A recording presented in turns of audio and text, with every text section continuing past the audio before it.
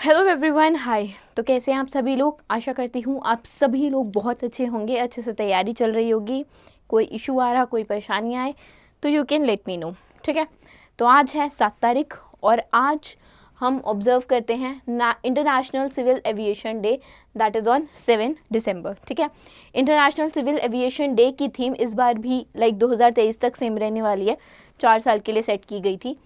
Theme क्या है? Advancing innovation for global aviation development, ठीक है। Advancing innovation for global aviation development.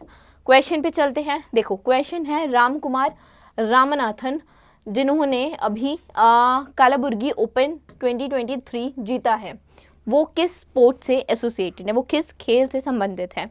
देखो अगर आपको कालाबुर्गी ओपन के बारे में पता होगा तो ये ITF, ठीक है, that is international tennis federation का ही एक बेसिकली टूर्नामेंट है। इंटरनेशनल टेनिस फेडरेशन ही इसको आप कह सकते हैं, इसी का ही सबसेट है कालाबुर्गी ओपन। तो जब मैंने बात की टेनिस फेडरेशन तो इससे आपको पता चल गया होगा कि ये टेनिस से संबंधित है। अब राम कुमार रामनाथन का ये तीसरा टाइटल है बेसिकली। अच्छा, अभी जब कालाबुर्गी ओपन हुआ तो इन्होंने कालाबुर्गी ओपन जीता, ठीक है। तो इन्होंने किसको हराया? इन्होंने डेविड पिचलर को हराया, जो ऑस्ट्रिया के खिलाड़ी हैं, ठीक है। डेविड पिचलर ये ऑस्ट्रिया के खिलाड़ी हैं, इनको हराया। जो टूर्नामेंट हुआ है अभी, it is held in Karnataka, ठीक है, हेल्ड इन कर्नाटका में हुआ है ये, कलबुर्ग कर्नाटका में ये टूर्नामेंट हुआ है। अब मैंने बात की थी ये इनकी तीसरा टाइटल है, इनकी तीसरी जीत है। तो इससे पहले भी जीते होंगे, इससे पहले ये ITF धरवाद ओपन अक्टूबर में 2023 में ही अभी जीते थे, ठीक है, वो भी कर्नाटका में हुआ था। फिर इन्होंने ITF मेन टेनिस चैम्पियनशिप जीती थी, ठीक है, अभी मुंबई महाराष्ट्र में। और ITF कालाबुर्गी ओपन तो जीता ही है, जो ITF main world tennis tournament का ही एक पार्ट है और हार्ड कोर्ट पे प्ले किया जाता है। ये चीज़ देखना, याद रखना कि कौन से कोर्ट पे प्ले किया जाता है, हार्ड कोर्ट पे। अगर कालाबुर्गी ओपन की बात करें, इसके डबल टाइटल की बात करते हैं तो कोई डबल टाइटल किसने जीता है? जापानीज प्लेयर हैं रियुकी मतसुदा और रियोतारो तगुची। इन्होंने मेंस डबल जीता है और हराए किसे है? डेविड पिचलर जो ऑस्ट्रिया के हैं और नितिन कुमार सिन्हा जो इंडिया के खिलाड़ी हैं। तो डबल और सिंगल दोनों का मैंने आपको बताया, ठीक है। और ये बात हुई इस क्वेश्चन से। आगे चलें, नेक्स्ट देखें। Who has been appointed as the youth voter awareness ambassador for Jammu and Kashmir. Jammu और कश्मीर के यूथ वोटर अवेयरनेस एम्बेसडर के रूप में किसको, इनमें से किसको जो है वो अपॉइंट किया गया है? तो क्रिकेटर रह चुके हैं सुरेश रैना जी। देखो सुरेश रैना जी को इलेक्शन कमीशन ऑफ इंडिया के द्वारा आप कह सकते हैं अपॉइंट किया गया है। क्यों अपॉइंट किया गया है? ताकि ये जो वोट परसेंटेज है ना जम्मू कश्मीर में, ठीक है, जम्मू कश्मीर की यूनियन टेरिटरी में जो वोट परसेंटेज है उसको बढ़ाने में हेल्प करें। ये कैसे बढ़ाएंगे? अवेयरनेस फैलाएंगे, लोगों को पता चलेगा, ठीक है, लोग ज़्यादा जागरूक होंगे, प्रोत्साहित होंगे तो ज़्यादा वोट करने जाएंगे, ऐसा एज्यूम किया जाता है और ऐसा होता भी है, ठीक है। जब भी आप किसी फेमस पर्सनालिटी को as a brand ambassador appoint करते हो तो इट हैपन्स, लोग सुनते हैं। अब ये इन्होंने अपॉइंट किया है बेसिकली जम्मू कश्मीर के चीफ इलेक्टोरल ऑफिसर हैं ये, ठीक है, CEO भी बोल सकते हैं आप इनको, चीफ इलेक्टोरल ऑफिसर, ठीक है। क्या नाम है इन ऑफिसर का? इन ऑफिसर का नाम है पांडुरेगा के पॉल, ठीक है। क्या नाम है? पांडुरंग के पॉल, ठीक है। इन्होंने बेसिकली अपॉइंट किया है इलेक्शन कमीशन ऑफ इंडिया के बिहाफ पे, ठीक, अपॉइंटमेंट लेटर प्रदान किया है। आगे चलें, नेक्स्ट देखें। देखो नेक्स्ट क्वेश्चन है who is the first Indian women recipient of वाइस प्राइज फॉर एजुकेशन। क्वेश्चन है कि वाइस प्राइज जो एजुकेशन के लिए दिया जाता है उसकी पहली भारतीय महिला कौन है। अगर मैं बात करूं कि उसकी दूसरे भारतीय कौन है तो उसकी दूसरी भारतीय हैं सफ़ीना हुसैन, ठीक है। और पहली महिला भारतीय की बात करूं तो पहली महिला भारतीय भी सफीना हुसैन है। मतलब अगर कोई पूछे कि सेकेंड इंडियन कौन है, ठीक है, इस अवार्ड को रिसीव करने वाला, वाइस प्राइज फॉर एजुकेशन को रिसीव करने वाला दूसरा भारतीय कौन है, तो वो सफीना हुसैन करेक्ट आंसर हो जाएगा। अगर क्वेश्चन इस फॉर्म में आए कि पहली महिला भारतीय कौन है, तो क्वेश्चन का आंसर भी क्या हो जाएगा, सफीना हुसैन ही हो जाएगा। अब क्वेश्चन अराइज होता है कि पहला कौन है, उसको भी देखते हैं। देखो ये अगर मैं वाइस प्राइज की बात करूं तो किसी भी इंडिविजुअल, किसी भी टीम, किसी को भी दिया जा सकता है जिसने एजुकेशन के क्षेत्र में बहुत ही उम्दा काम किया हो, ठीक है। अब हमने बात की थी कि पहला किसको दिया गया। प्रथम के को फाउंडर माधव चौहान, इनको दिया गया था पहला वाइस प्राइज। कब, 2012 में, ठीक है। तो ये पॉइंट भी याद रखना कि पहला किसको दिया गया था। अब सफीना हुसैन की बात करें तो सफीना हुसैन फाउंडर हैं एजुकेट गर्ल्स की और इन्हें वाइस प्राइज मिला है। कतर फाउंडेशन का प्राइस है, 11वां एडिशन है, ठीक है। अभी 28 से 29 तारीख को सबमिट हुई है, that is world innovation summit for education, vice summit, जिसमें इन्हें ये प्राइज़ देने की घोषणा की गई है। 5 लाख US$ जो है वो इसका प्राइज मनी है, ठीक है।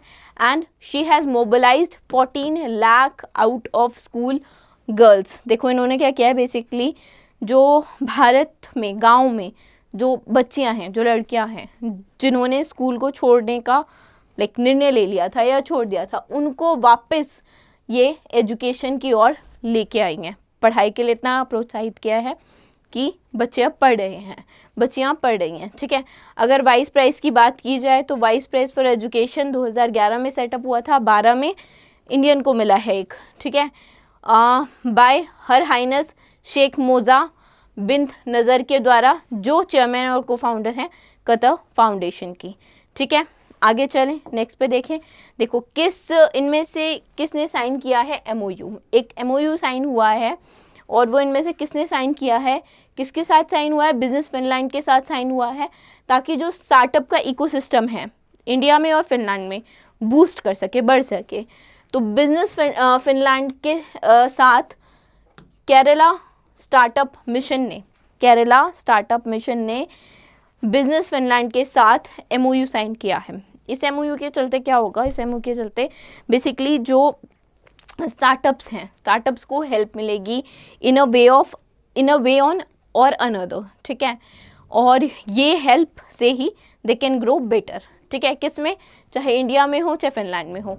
अच्छा, फिनलैंड की बात करें तो इनकी कैपिटल क्या है, इनकी कैपिटल है हेलसिंकी, ठीक है, यहाँ लिख लेते हैं कैपिटल। करेंसी की बात करें तो यूरो करेंसी है। इनके PM कौन है, इनके PM हैं पेत्री ओरपो, ठीक है, पेत्री ओरपो इनके PM हैं, हाँ, ठीक है। चलो इसके बारे में थोड़ा सा बात कर लेते हैं, क्वेश्चन के बारे में ही। इस MOU के अंदर Kerala Finland innovation corridor establish किया जाएगा, ताकि जो वेरियस इनिशिएटिव हैं दोनों ऑर्गेनाइजेशन के द्वारा जो लिए गए वो फुलफिल हो सके, बेसिकली उसका ही पार्ट है, ठीक है।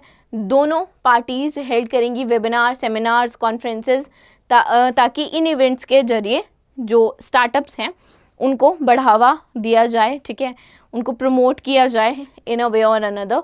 केरला स्टार्टअप मिशन जो है वो 2006 में सेटअप किया गया था, ताकि एंटरप्रेन्योरशिप को उस केरला राज्य में बढ़ाया जा सके, ठीक है।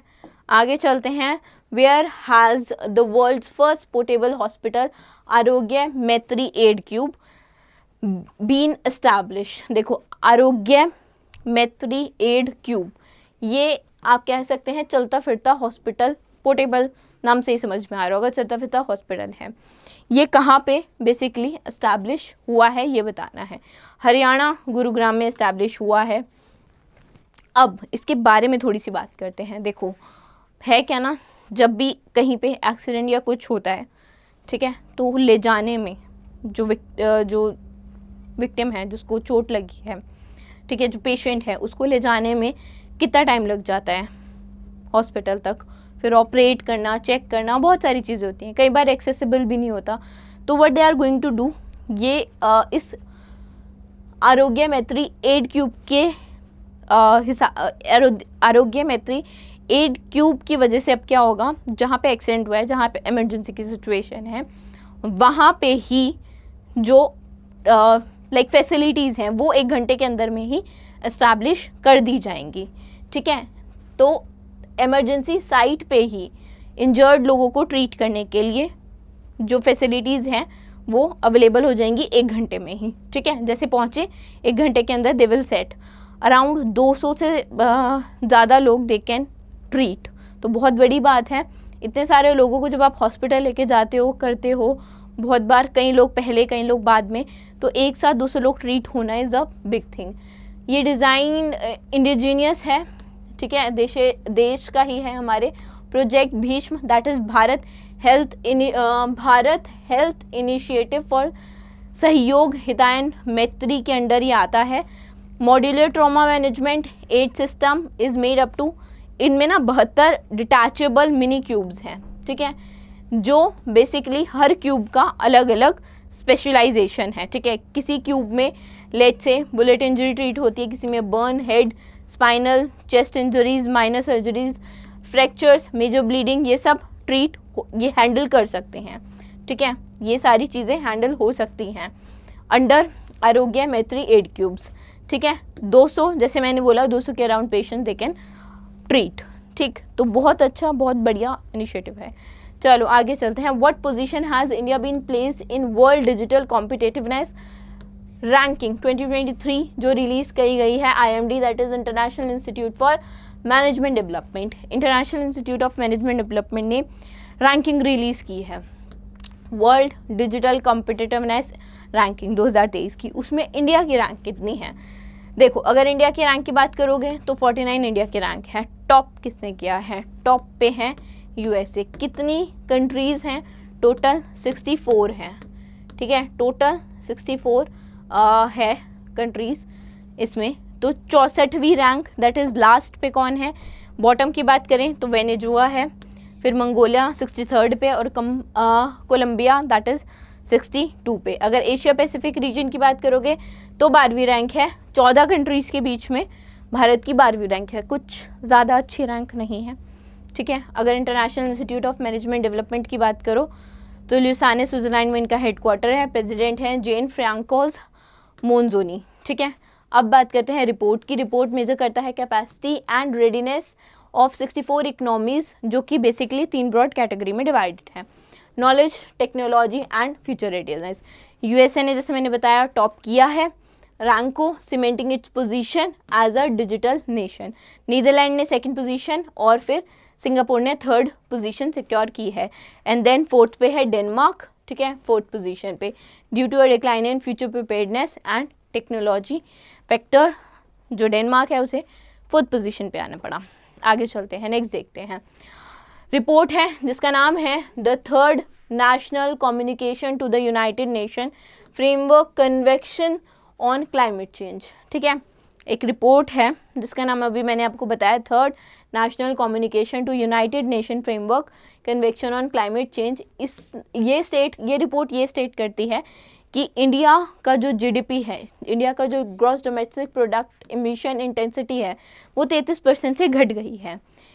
किन पीरियड के दौरान, किस काल के दौरान? ठीक है, तो ये बेसिकली 2005 से 2019 के बीच में जो GDP इमिशन इंटेंसिटी है वो 33% से कम हो गई है 5 से 19 के बीच में।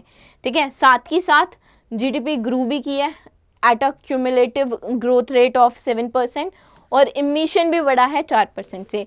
इंडिया ने क्रिएट किया है एक एडिशनल कार्बन सिंक जो है 1.97 बिलियन टन्स का of carbon dioxide equivalent to this period. India aims to achieve 50% cumulative electric power installed capacity from non-fossil fuel based energy resources by 2030 and can eager to become a net zero economy by 2070.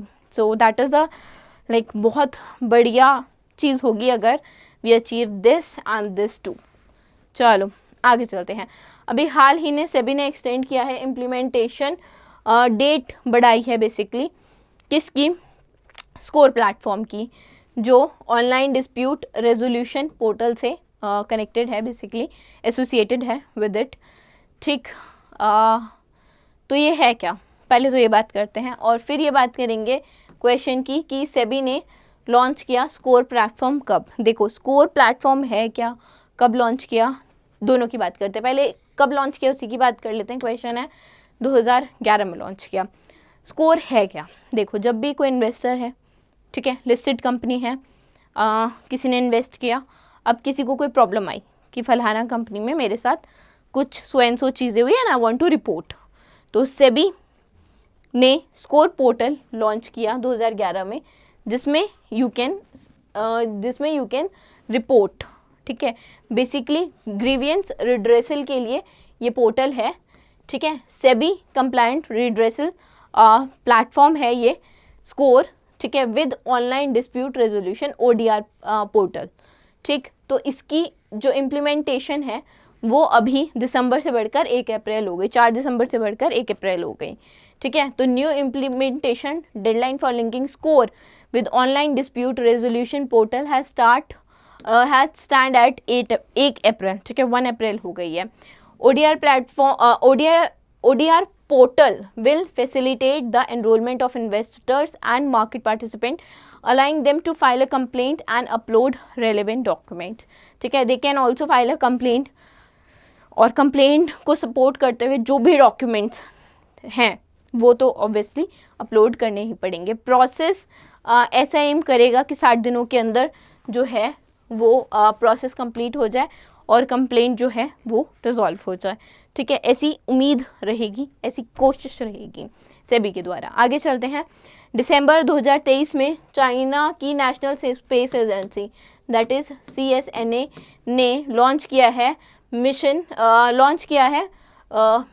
2 satellite, ठीक है, not mission, मिरसेट 2 satellite launch की है। तो पूछा है ये joint developed हुई है किसके द्वारा। देखो एक तो है चाइना की नेशनल स्पेस एजेंसी और एक है इजिप्ट की नेशनल स्पेस एजेंसी। तो इन दोनों ने मिलके मिरसेट सैटेलाइट 2 को क्या किया है, लॉन्च किया है, ठीक है। The satellite is a long March 2C carrier rocket from the जिक्वान satellite launch centre in the northwest China. It is an optical remote sensing satellite जो कि जैसे मैंने बताया इजिप्टियन स्पेस एजेंसी और चाइना नेशनल स्पेस एजेंसी द्वारा बनाई गई है। ये बेसिकली फील्ड्स में जैसे फार्मिंग हो गई, नेशनल रिसोर्सेज हो गई, अर्बन प्लानिंग हो गई, कोस्टल चेंज मॉनिटरिंग हो गई, इन सब में हेल्प करने वाली है सैटेलाइट। 5 साल का इसका लाइफ टाइम, जो लाइफ टाइम होगा सैटेलाइट का वो होगा 5 years का, 5 साल का, ठीक है। आगे चलते हैं, नेक्स्ट देखते हैं। नेक्स्ट क्वेश्चन है कि what type of organisation power grid corporation of India limited PGCIL that is power grid corporation India limited जो है वो एक किस तरह की ऑर्गेनाइजेशन है। ये बेसिक क्वेश्चन है, स्टैटिक का क्वेश्चन है। क्यों पूछा गया, स्कॉच अवार्ड मिला है इसको इसलिए पूछा गया। Maharatna central PSU central public sector undertaking है, ठीक है। स्कॉच अवार्ड प्राप्त किया है 2023 का power grid corporation of India limited ने, ठीक है। स्कॉच अवार्ड की बात करें तो 2003 में इंस्टीट्यूट किया गया था ये अवार्ड। चलो थोड़ा सा देखते हैं इसके बारे में। जैसे मैंने अभी बताया कि मिनिस्ट्री ऑफ पावर के अंडर है और स्कॉच अवार्ड प्राप्त किया है। रिसीव द स्कॉच अवार्ड, और ये स्कॉच अवार्ड जो है उनके executive director B Anantha Sharma ने और chief journal manager corporate planning के अभिनव वर्मा ने लिया है, ठीक है। स्कॉच जैसे मैंने बताया 2003 में इंस्टीट्यूट हुआ है।